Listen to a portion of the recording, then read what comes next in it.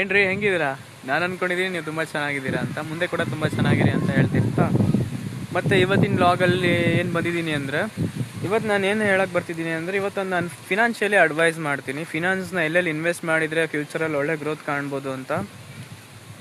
So ಸುಮಾರು ಜನ ಏನು ಮಾಡ್ತಾರೆ, ಗೋಲ್ಡ್ನ ಚೂಸ್ ಮಾಡ್ತಾರೆ, ಲ್ಯಾಂಡ್ನ ಚೂಸ್ ಮಾಡ್ತಾರೆ. ಹಾಗೆ ಸುಮಾರಷ್ಟು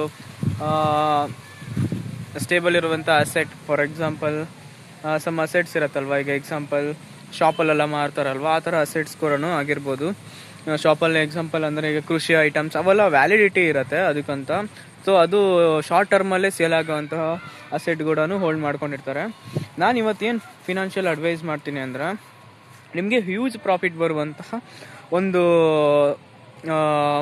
ಮೇಜರ್ ಇರುವಂತಹದ್ದು ಅಲ್ಲಿ ಇನ್ವೆಸ್ಟ್ ಮಾಡಿದರೆ ನೀವು ತುಂಬ ಹ್ಯೂಜ್ ಪ್ರಾಫಿಟ್ ತೊಗೋತೀರಾ ಅಂತ ನಾನು ಅನ್ಕೊತೀನಿ. ಮೊದಲು ಬಂದುಬಿಟ್ಟು ಲ್ಯಾಂಡ್. ಓಕೆ, ಫಸ್ಟ್ ಬಂದುಬಿಟ್ಟು ಈಗ ಲ್ಯಾಂಡ್ಗೆ ಹೋಗ್ತೀನಿ. ನಾನು ಗೋಲ್ಡ್ ಬಗ್ಗೆ ಆಮೇಲೆ ಮಾತಾಡೋಣ ಅಂತ ಇದ್ದೀನಿ. ಲ್ಯಾಂಡಿಗೆ ಬಂದ ತಕ್ಷಣ ಲ್ಯಾಂಡಲ್ಲಿ ಹೆಂಗಮ್ಮ ದುಡ್ಡು ಮಾಡೋದು ಅಂತ ಯೋಚನೆ ಮಾಡಬೇಕಂದ್ರೆ, ಫಾರ್ ಎಕ್ಸಾಂಪಲ್ ನೀವು ಒಂದಿಷ್ಟು ಜನ ಬೆಂಗಳೂರಲ್ಲಿ ಮನ್ಸು ಮಾಡ್ತೀರಾ. ಒಂದು ಲ್ಯಾಂಡ್ ತೊಗೊಳೋದಾದರೆ ಬೆಂಗಳೂರಲ್ಲಿ ಮನ್ಸು ಮಾಡ್ತಿರ್ತೀರ. ಬೆಂಗಳೂರಲ್ಲಿಗೂ ಹೊರಗಡೆ ಔಟ್ಸ್ಕರ್ಟಿಗೂ ಏನು ಡಿಫ್ರೆನ್ಷಿಯೇಷನ್ಸ್ ಅಂದರೆ, ಬೆಂಗಳೂರು ತುಂಬ ಡೆವಲಪ್ ಆಗಿದೆ. ಮುಂಬೈ, ಪುಣೆ ಇದೆಲ್ಲ ತುಂಬ ಡೆವಲಪ್ ಆಗಿರುವಂತಹ ಡಿಸ್ಟಿಕ್ಗಳು. ಏನು ಹೇಳಬೇಕಂದ್ರೆ ನಿಮಗೆ, ನೀವು ಡೆವಲಪ್ಡ್ ಆಗಿರುವಂತಹದ್ದಲ್ಲಿ ತೊಗೊಳಕ್ಕಿಂತ ಡೆವಲಪಿಂಗ್, ಈಗ ನಾವು ಗ್ರೋಯಿಂಗ್ ಆಗ್ತಿರೋ ಅಲ್ಲಿ ಇನ್ವೆಸ್ಟ್ ಮಾಡಿದರೆ ತುಂಬ ಒಳ್ಳೇದು ಅನ್ಕೊತೀನಿ. ಫಾರ್ ಎಕ್ಸಾಂಪಲ್ ಈಗ ನೀವು ಬೆಂಗಳೂರೆಲ್ಲ ಕೇಳೋಕ್ಕೋದ್ರೆ, ಒಂದು ಮೇಜರ್ ರೋಡ್ ಸೈಡ್ ಲ್ಯಾಂಡ್ ಎಲ್ಲ ಕೇಳೋಕ್ಕೋದ್ರೆ 1 crore 2 crore ಅಂತ ಹೇಳ್ತಾರೆ.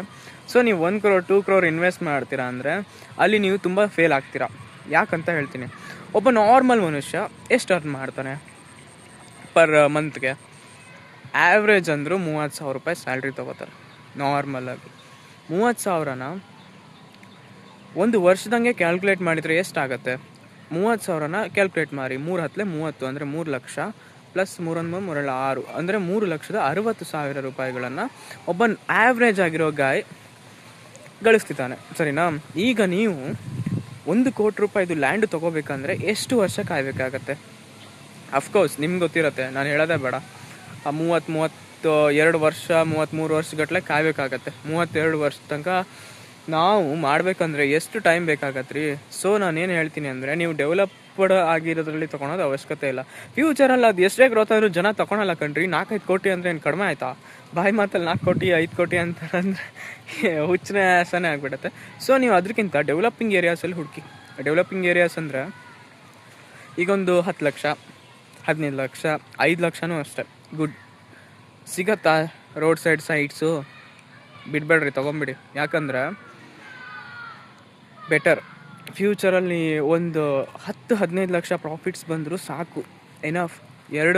ಒಂದು 5-6 ವರ್ಷದಲ್ಲೇ ಇಷ್ಟು ಬರುತ್ತಲ್ಲ, ಯಾವನ್ ಕೊಡ್ತಾನ್ರಿ? ಈಗ ನಾರ್ಮಲಾಗಿ 1 ಕೋಟಿ ಹಾಕಿ ನಾವು 5 ಕೋಟಿ ತನಕ ಕಾದು ಮಾರೋಕ್ಕಿಂತ ಅದ್ರಲ್ಲಿ ರಿಸ್ಕ್ ತುಂಬ ಇರುತ್ತೆ. ಸೊ ನಾನೇನು ಹೇಳ್ತೀನಿ ಅಂದರೆ, 5-10 ಲಕ್ಷಕ್ಕೆ ರೋಡ್ ಸೈಡ್ ಏನಾದ್ರು ಸಿಕ್ಕರೆ, ಕೊಡೋರು ಯಾರು ಇದ್ದರೆ, ಮತ್ತು ಈಗ ಸುಮಾರಷ್ಟು ನಾನು ಕೇಳಿದ ಮಟ್ಟಿಗೆ ಯಾರು ಕೊಡ್ತಿಲ್ಲ.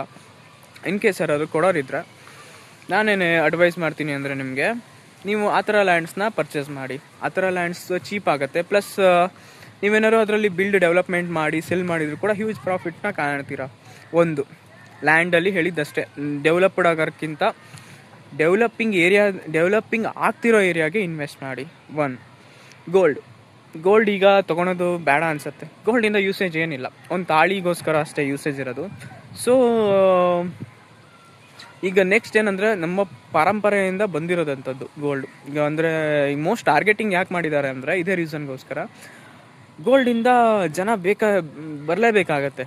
ಈಗ ಏನು ಹೇಳ್ತೀನಿ ಅಂದರೆ, ಈಗ ಸಣ್ಣ ಪುಟ್ಟದ್ದು ಏನಾದ್ರು ಐಟಮ್ಸ್, ಈಗ ಲ್ಯಾಂಡ್ ಗಿಂಡೆಲ್ಲ ತೊಗೊಳ್ಬೇಕಂತ ಅವಶ್ಯಕತೆ ಇಲ್ಲ. ಬಾಡಿಗೆ ಮನೇಲಿ ಇರ್ಬೋದು, ನಿಮಗೂ ಗೊತ್ತಲ್ವಾ, ರೆಂಟ್ ಕಟ್ಕೊಂಡು ಆರಾಮಿರ್ಬೋದು. ಆದರೆ ಗೋಲ್ಡ್ ಮ್ಯಾರೇಜ್ ಆಗಬೇಕಂದ್ರೆ ಬರಲೇಬೇಕು, ಏನಾದರೂ ಶುಭ ಕಾರ್ಯಕ್ಕಾದರೂ ಬೇಕೇ ಬೇಕು.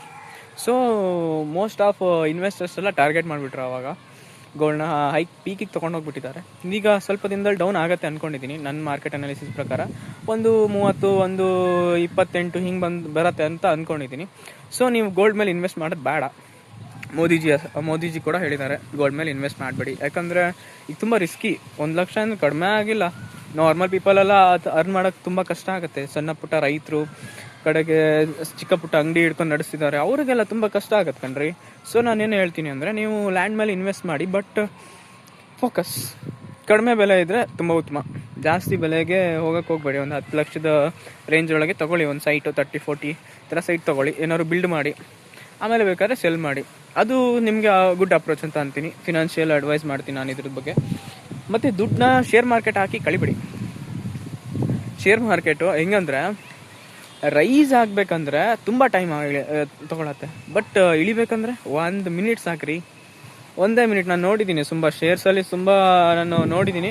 ಬಟ್ ಮ್ಯೂಚುವಲ್ ಫಂಡ್ಸಲ್ಲಿ ಇನ್ವೆಸ್ಟ್ ಮಾಡ್ಬೋದು, ಗುಡ್ ರಿಟರ್ನ್ಸ್ ಕೊಡುತ್ತೆ. ಮತ್ತು ಎಫ್ ಡಿಸಲ್ಲಿ ಎಷ್ಟು ಮಾಡಬೇಕಪ್ಪ ಅಂತ ಕೇಳಿದರೆ, ನನ್ನ ಲೆಕ್ಕಾಚಾರ ಆದರೆ ಎಲ್ಲದನ್ನೂ FD ಮಾಡಬೇಡಿ. ನಿಮ್ಮ ಹತ್ರ ಈಗ ಎಕ್ಸಾಂಪಲ್ 1 ಕೋಟಿ ರೂಪಾಯಿ ಐತೆ ಅಂತ ಅಂದ್ಕೊಳ್ಳಿ. 1 ಕೋಟಿಯಲ್ಲಿ ಏನೇನು ಮಾಡ್ಬೋದು? 1 ಕೋಟಿಯಲ್ಲಿ ಒಂದು 20% ಅಂದರೆ ಒಂದು 20 ಲಕ್ಷನ FDಗೆ ಇಟ್ಕೊಳ್ಳಿ. ಮಿಕ್ಕಿದ್ನ ಒಂದು 10 ಲಕ್ಷನ ಮ್ಯೂಚುವಲ್ ಫಂಡ್ಸಿಗೆ ಹಾಕಿ. ಒಂದು ಸ್ವಲ್ಪದ್ರಲ್ಲಿ ಏನಾದರೂ ಒಂದು ಲ್ಯಾಂಡ್ ತೊಗೊಳ್ಳಿ. ಒಂದು 20 ಲಕ್ಷದಂಗೆ ಲ್ಯಾಂಡು. ಮಿಕ್ಕಿದ ಎಷ್ಟು ಉಳಿಯುತ್ತೆ? ಈಗ 20 ಲಕ್ಷ FD ಹಾಕಿ ಒಂದು 10 ಲಕ್ಷ ರೂಪಾಯಿದು ಏನಾದ್ರು ಮ್ಯೂಚುವಲ್ ಫಂಡ್ಸು ಒಂದು 20 ಲಕ್ಷದ್ದು ಇದು ತೊಗೊಂಡು ಒಂದು 50 ಲಕ್ಷ ನಿಮಗೆ ರಿಮೈನಿಂಗ್ ಉಳಿಯುತ್ತೆ. ಆ ದುಡ್ಡಿಂದ ಒಂದು ಸ್ವಲ್ಪನ ಏನಾದ್ರು ಡೆವಲಪ್ಮೆಂಟಿಗೆ ಯೂಸೇಜ್ ಮಾಡಿ, ಸ್ವಲ್ಪ ದುಡ್ಡು ನೀವೇ ಇಟ್ಕೊಳ್ಳಿ. ಯಾಕಂತ ಹೇಳ್ತೀನಿ ಅಂದರೆ, ಎಲ್ಲ ಕಡೆ ಡಿಸ್ಟ್ರಿಬ್ಯೂಟ್ ಮಾಡಿ. ಒಂದೇ ಕಡೆ ಹಾಕಿದರೆ ನಿಮ್ಗೆ ಆ ದುಡ್ಡು ತುಂಬ ಕಷ್ಟ. ಯಾಕಂದರೆ ಹೇಳೋಕ್ಕಾಗಲ್ಲ, ಕಳ್ಕೊಳ್ಬೋದು ಆಗುತ್ತೆ. ಸೊ ನಾವು ಒಂದು ಕಡೆ ಕಳ್ಕೊಂಡ್ರೆ ಇನ್ನೊಂದು ಕಡೆ ಗಳಿಸ್ಕೊಳೋದು ಅಂತೀವಲ್ಲ, ಸೊ ಆ ಥರ ಈಗ ಎಲ್ಲ ಕಡೆನೂ ಇನ್ವೆಸ್ಟ್ ಮಾಡಿದರೆ ಬೆಸ್ಟ್ ಅಂತ ಅನ್ಕೊತೀನಿ. ಯಾಕಂದರೆ ನಿಮ್ಗೆ ಬೆಸ್ಟ್ ರಿಲೀಫ್ ಕೂಡ ಆಗುತ್ತೆ. ಒಂದೇ ಕಡೆ ಟೆನ್ಷನ್ ಇರಲ್ಲ, ಒಂದೇ ಕಡೆ ಹಾಕಿರ್ತೀರಿ ಅಂತ. ಸೊ ಆ ದುಡ್ಡನ್ನ ಡಿಸ್ಟ್ರಿಬ್ಯೂಟ್ ಮಾಡಿ ಹಾಕಿ. ನಿಮ್ಗೆ ಎಷ್ಟು ಜೀವನಕ್ಕೆ ಎಷ್ಟು ಬೇಕಷ್ಟು ಇಟ್ಕೊಳ್ಳಿ. ಮಿಕ್ಕಿದ್ದೆಲ್ಲ ನೀವು ಸ್ವಲ್ಪ ಇನ್ವೆಸ್ಟ್ ಮಾಡಿ. ಪ್ರಾಫಿಟ್ ಎಲ್ಲ ಲೆಕ್ಕ ಹಾಕೊಳ್ಳಿ. ಫಾರ್ ಎಕ್ಸಾಂಪಲ್ 20 ಲಕ್ಷಕ್ಕೆ 10% ಪ್ರಾಫಿಟ್ ಅಂದರೆ ಎಷ್ಟಾಯಿತು? 2 ಲಕ್ಷ ಆಯಿತು. 2 ಲಕ್ಷ ವರ್ಷಕ್ಕೆ ಕೊಡ್ತಾರಂದರೆ ಆ ಕಡೆ ಒಂದು ಸ್ವಲ್ಪ ಹಾಕಿ. FDಸ್ಗೆ 10%ಗೆ ಯಾರೂ ಕೊಡೋಲ್ಲ. ಆ್ಯಾವ್ರೇಜ್ ಗೌರ್ಮೆಂಟ್ ಏನಿಲ್ಲ ಅಂದರೂ 7% ಏನೋ ಪ್ರೊವೈಡ್ ಮಾಡುತ್ತೆ. ಸೊ ನಾನೇನು ಹೇಳೋಕೆ ಹೋಗ್ತೀನಿ ಅಂದರೆ, ನೀವು ಬೆಟರಾಗಿ FDಸ್ನ ಚೂಸ್ ಮಾಡಿ, ಅಂದರೆ ಕಡಿಮೆ ಇನ್ವೆಸ್ಟ್ ಮಾಡಿ. ನಿಜ ಹೇಳ್ಬೇಕಂದ್ರೆ ನೀವೇ ದೊಡ್ಡ ಅಸೆಟ್ ಕಂಡ್ರಿ. ನಿಮ್ಮ ಮುಂದೆ ಯಾವ ಅಸೆಟ್ ಕೂಡ ಬರಲ್ಲ. ಈಗ ಬದುಕ್ತಿರೋದೇ ನೀವು ನಿಮಗೋಸ್ಕರ ಮತ್ತು ನಿಮ್ಮ ಫ್ಯಾಮಿಲೀಸ್ಗೋಸ್ಕರ ತಾನೇ. ಸೊ ನೀವೇ ಅವ್ರೊಂದು ಆಸ್ತಿ. ನಿಮ್ಮ ಮೇಲೆ ನೀವು ಇನ್ವೆಸ್ಟ್ ಮಾಡ್ಕೊಳ್ಳಿ ಮಿಕ್ಕಿದ ದುಡ್ಡನ್ನ. ಏನಾದರೂ ನಿಮ್ಮ ಐಡಿಯಾಸ್ ಇದ್ದರೆ, ಎಲ್ಲ ಮನುಷ್ಯರಿಗೂ ಅವ್ರವ್ರ ಟ್ಯಾಲೆಂಟ್ಸ್ ಅವ್ರವ್ರಿಗೆ ಗೊತ್ತಿರುತ್ತೆ. ಸೊ ನೀವು ಅದ್ರ ಮೇಲೆ ಇನ್ವೆಸ್ಟ್ ಮಾಡಿಕೊಂಡ್ರೆ ನಿಮಗೂ ಒಳ್ಳೆಯದು, ಉತ್ತಮ. ಫಿನಾನ್ಷಿಯಲ್ ಅಡ್ವೈಸ್ ಮಾಡಿದ್ದೀನಿ ಇಷ್ಟೇ. ಮತ್ತು ನಾರ್ಮಲ್ ಬಿಸ್ನೆಸ್ ಆದರೂ ಅಷ್ಟೇ, ಸ್ವಲ್ಪ ಪ್ರಿಕಾಷನ್ಸ್ ಎಲ್ಲ ತೊಗೊಳ್ಳಿ. ಸ್ವಲ್ಪ ಬ್ಯಾಕ್ಗ್ರೌಂಡ್ ಎಲ್ಲ ಅನಾಲಿಸಿಸ್ ಮಾಡಿ ಆಮೇಲೆ ಬಿಸ್ನೆಸ್ ಮಾಡೋದು ಉತ್ತಮ. ಯಾಕಂದರೆ ಬಿಸ್ನೆಸ್ಸಲ್ಲಿ ತುಂಬ ಫೇಲ್ಯೂರ್ ಆಗ್ತೀವಿ. ಸೊ ಅದಕ್ಕೋಸ್ಕರ ಈ ವಿಡಿಯೋದಲ್ಲಿ ಅದ್ರ ಬಗ್ಗೆನೇ ಮಾತಾಡಿದ್ದೀನಿ. So thank you. ಇವತ್ತು ಅದಕ್ಕೆ ಇದ್ರ ಬಗ್ಗೆ ವಿಡಿಯೋ ಮಾಡಬೇಕಂತ ಅಂದ್ಕೊಂಡಿದ್ದೆ, ಮಾಡಿದ್ದೀನಿ. ಈ ವಿಡಿಯೋ ನಿಮ್ಗೇನಾದರೂ ಇಷ್ಟ ಆದರೆ ಲೈಕ್ ಮಾಡಿ, ಸಬ್ಸ್ಕ್ರೈಬ್ ಮಾಡಿ ಮತ್ತು ಶೇರ್ ಮಾಡಿ. ತುಂಬ ಜನರಿಗೆ ಯೂಸ್ಫುಲ್ ಆಗುತ್ತೆ ಅಂದ್ಕೊತೀನಿ. ಸೊ ಬೆಟರ್ ನಾನು ಹೇಳೋ ಮಟ್ಟಿಗೆ ಏನಂದರೆ, ಗೋಲ್ಡ್ ಮೇಲೆ ಲ್ಯಾಂಡ್ ಮೇಲೆ ಇನ್ವೆಸ್ಟ್ ಮಾಡಿ. ಬಟ್ ಗೋಲ್ಡ್ ಮೇಲೆ ಸ್ವಲ್ಪ ಈಗ ನಿಗಾ ಇಟ್ಟಿರಿ. ಯಾಕಂದರೆ ಬೀಳ್ಬೋದು ಮಾರ್ಕೆಟ್, ಹೇಳೋಕ್ಕಾಗಲ್ಲ. ಬಟ್ ಅದು ಲಿಮಿಟೆಡ್ ರಿಸೋರ್ಸಸ್. ಅಂದರೆ ಏನಂತೀವಿ ಅಂದರೆ, ಕಡಿಮೆ ಇದ್ದಿದ್ದರಲ್ಲಿ ತುಂಬ ವ್ಯಾಲ್ಯೂ ಸಿಗುತ್ತೆ. For example gold. ಇನ್ನು ಗೋಲ್ಡ್ ಏನು ಬಗಿದ್ರು ಬರಲ್ಲ, ಮಣ್ಣು ಇದ್ದಂಗೆ ಅಲ್ಲ ಅದು. ಅದೊಂಥರ ಹೆಂಗಂದರೆ ಆ ಮೆಟಲ್ಲು ತುಂಬ ಲಿಮಿಟೆಡ್ ಆಗಿ ಸಿಗ್ತಿದೆ. ಸೊ ಅದಕ್ಕೋಸ್ಕರ ತುಂಬ ಡಿಮ್ಯಾಂಡ್ ಇದೆ. ಲ್ಯಾಂಡ್ ಕೂಡ ಅಷ್ಟೇ. ಈಗ 140 ಕೋಟಿ ಜನಸಂಖ್ಯೆಯಲ್ಲಿ ಒಂದು 70% ಏನು ಒಂದು 70 ಕೋಟಿ ಜನಸಂಖ್ಯೆನ ನೀವು ತೆಗೀರಿ. ಗಂಡು 77, 14, 70 ಕೋಟಿ ಜನಸಂಖ್ಯೆ ಹೆಣ್ಣಾಗಿ ಮಾಡಿ. ನೆಕ್ಸ್ಟ್ ಅದರಿಂದ ನೆಕ್ಸ್ಟ್ ಒಂದು